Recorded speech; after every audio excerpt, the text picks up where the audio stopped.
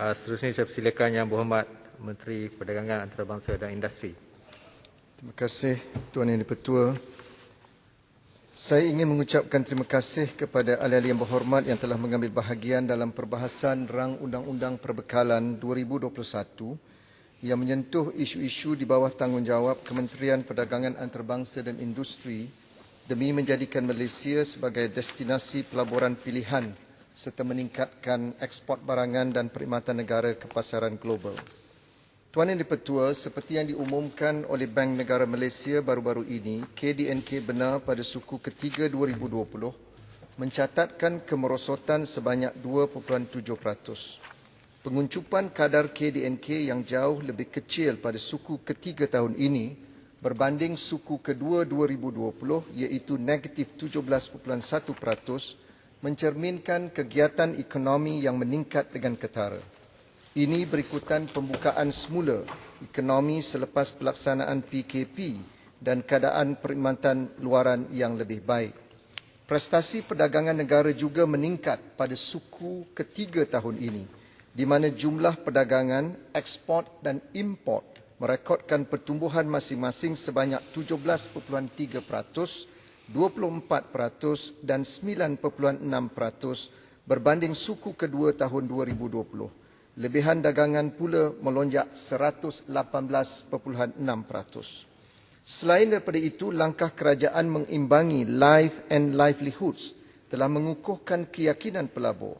Hasil daripada itu, pelaburan yang diluluskan dalam pelbagai sektor ekonomi telah menunjukkan peningkatan sebanyak 110.4%, iaitu daripada 22.1 bilion ringgit pada suku tahun kedua kepada 46.5 bilion ringgit pada suku tahun ketiga. Secara keseluruhannya, bagi tempoh Januari hingga September 2020, pelaburan yang diluluskan dalam sektor perkilangan, sektor perkhidmatan dan sektor utama adalah berjumlah 109.8 bilion ringgit, melibatkan 2,935 projek dan dijangka akan dapat mewujudkan lebih daripada 64,701 peluang pekerjaan. Daripada jumlah tersebut, pelaburan langsung asing menyumbang sebanyak 38.8% yang bernilai 42.6 bilion ringgit.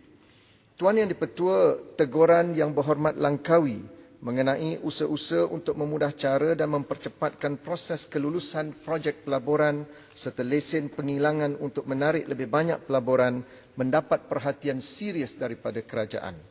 Kerajaan sentiasa mengambil langkah-langkah proaktif dalam menyediakan ekosistem yang kondusif melalui penambahbaikan dan pengukuhan tata cara serta proses kelulusan projek-projek pelaburan baru dan sedia ada.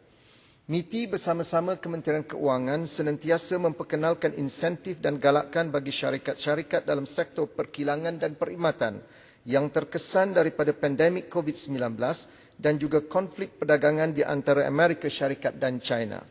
Usaha proaktif ini dapat memastikan pelabur sedia ada kekal beroperasi sekaligus berpotensi untuk berkembang dan meningkatkan pelaburan mereka di Malaysia.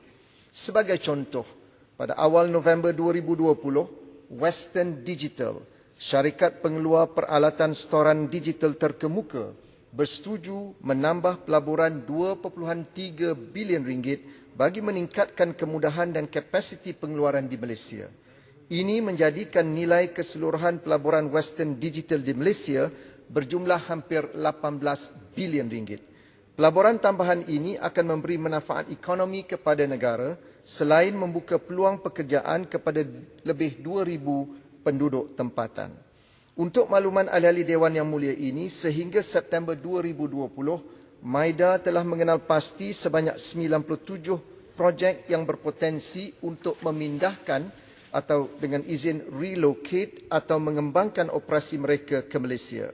Daripada jumlah tersebut, 37 projek berjumlah 9.2 bilion ringgit dari sektor pembuatan dan perkhidmatan telah diluluskan dalam tempoh Januari hingga September 2020. Kelulusan tersebut merangkumi projek dalam sektor electrical dan elektronik, jentera dan logam, logistik, kimia dan bahan termaju serta industri berasaskan sumber seperti kayu dan kertas dari syarikat yang berpengkalan di China, Hong Kong, Taiwan, Amerika Syarikat, Jepun, Korea, Singapura dan Switzerland.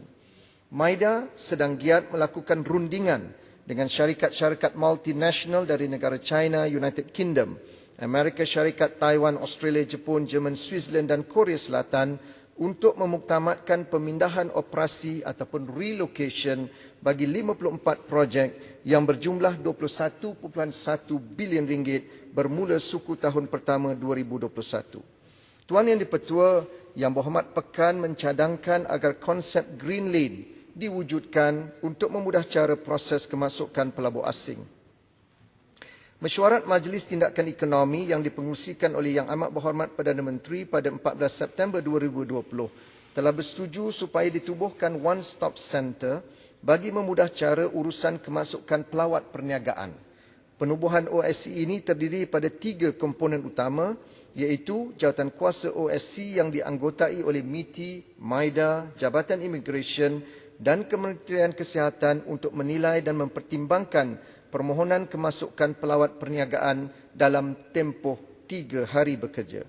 Business Traveller Centre atau BTC yang menyediakan perkhidmatan pegawai pengiring dan makmal ujian COVID-19 di BTC untuk memudahkan kemasukan pelawat perniagaan melalui KLIA.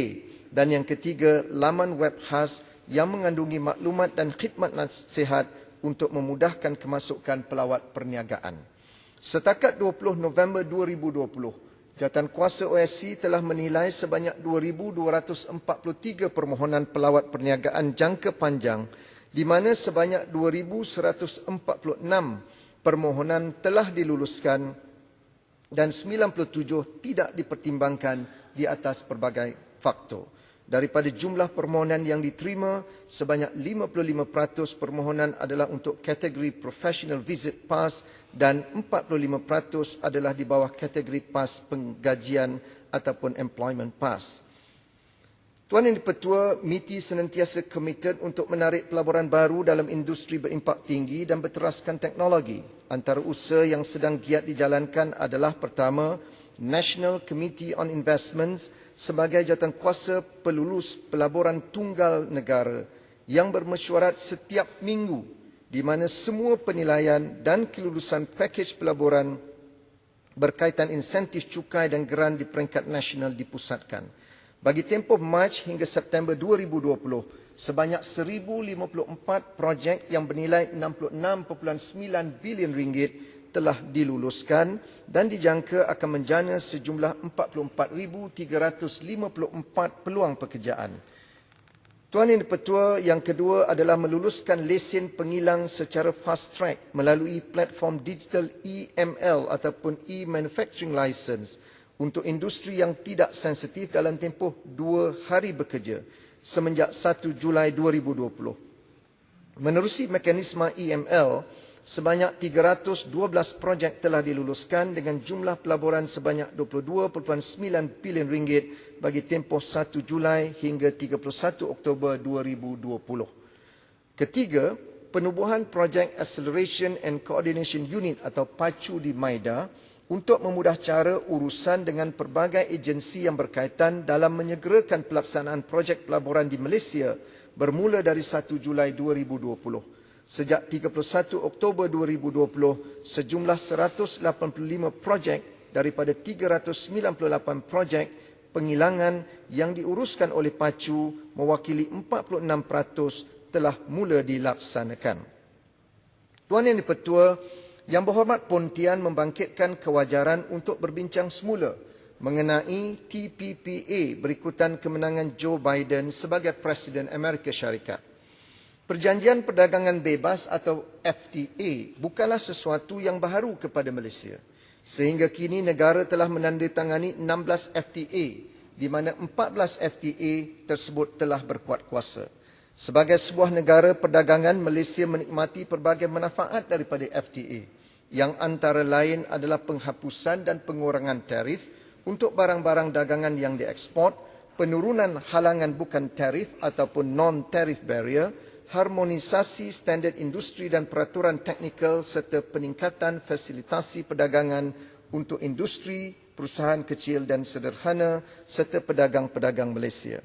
FTA juga menyumbang kepada pengukuhan integrasi syarikat-syarikat tempatan dalam rantaian nilai dan bekalan global untuk lebih berdaya saing di persada antarabangsa.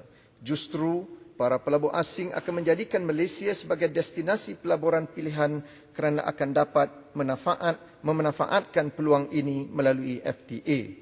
Kerajaan akan memantau perkembangan dasar perdagangan antarabangsa Amerika Syarikat di bawah pentadbiran Washington DC yang baru. Walaupun Kerajaan Pakatan Harapan telah bersetuju untuk meratifikasikan CPTPP namun tidak menetapkan sebarang tempoh. Kerajaan Perikatan Nasional mengambil pendirian bahawa sebagai sebuah negara perdagangan, penyertaan Malaysia dalam setiap FTA termasuk CPTPP adalah berdasarkan kepada prinsip kedaulatan negara terpelihara, free and open trade and investment serta memelihara kepentingan pembangunan lestari industri tempatan. Tuan Yang di-Pertua, Yang Berhormat Kubang Pasu ingin mengetahui inisiatif yang diambil oleh kerajaan dalam menarik pelaburan luar untuk menjana peluang pekerjaan. Sebagai negara yang mengamalkan dasar ekonomi terbuka dan mesra pelabur, kerajaan akan terus memastikan pengaliran masuk pelaburan asing berkualiti dan berimpak tinggi ke dalam negara yang akan dapat mencipta pekerjaan yang berpendapatan tinggi kepada rakyat tempatan. Seiring dengan komitmen ini, MITI akan terus melaksanakan inisiatif seperti berikut kepada syarikat bagi kelulusan lesen pengilang dan pemberian insentif. Pertama, jumlah guna tenaga sepenuh masa hendaklah sekurang-kurangnya 80% rakyat Malaysia merangkumi kaki tangan pengurusan teknikal dan penyeliaan dan melaksanakan program latihan industri ataupun internship dengan institusi pengajian tinggi tempatan. Kedua, menyasarkan peningkatan keupayaan pekerja tempatan menerusi penambahbaikan geran latihan di bawah dana strategik pelaburan tempatan atau DISF dengan nisbah padanan geran oleh kerajaan ditingkatkan daripada 50% kepada 70%. Dan yang ketiga, melaksanakan MIDA Apprenticeship Program bersama Persekutuan Pengilang-Pengilang Malaysia ataupun FMM dan Kementerian Pendidikan dalam menyediakan tenaga kerja tempatan terlatih mengikut keperluan dan kehendak pihak industri. Tuan Yang di-Pertua, Belanjawan 2021 juga mencadangkan inisiatif tambahan seperti berikut. Dana strategik RM1 bilion sebagai pakej galakan pelaburan berteknologi dan nilai tambah tinggi untuk menarik pelaburan berkualiti berasaskan penyelidikan dan penggunaan teknologi baru seperti machine learning, kecerdasan buatan ataupun artificial intelligence. Kedua, lanjutan layanan kadar cukai pendapatan istimewa pada kadar rata 15% untuk tempoh 5 tahun kepada individu bukan negara yang memegang jawatan utama bagi pelaburan baru strategik oleh syarikat yang memindahkan operasi ke Malaysia. Ketiga, galakkan cukai istimewa kepada syarikat di sektor perkilangan yang ingin memindahkan perniagaan mereka ke Malaysia, di mana galakkan cukai diperluaskan kepada sektor perkhidmatan terpilih seperti hub principal dan maintenance, repair and overhaul atau MRO. Dan yang keempat, MITI sedang merangka misi perdagangan dan pelaburan tahun 2021 bermula dengan negara Singapura, Jepun, China dan Korea Selatan.